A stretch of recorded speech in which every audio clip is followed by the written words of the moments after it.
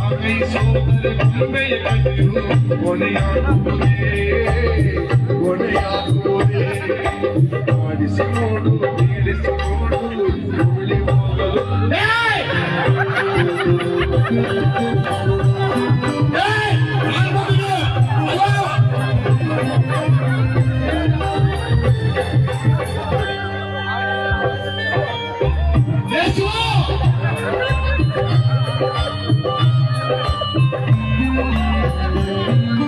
ಮೈಯನೆಯಲ್ಲಿ ನೊಂದಲು ಕದ್ದು ಸಿಹಿಗೆ ಕೊಡುವುದು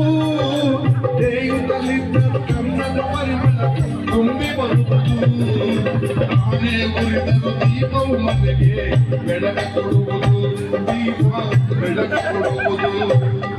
ಆಡಿಸಿ ನೋಡು ಅಲ್ಲಡಿಸಿ ನೋಡು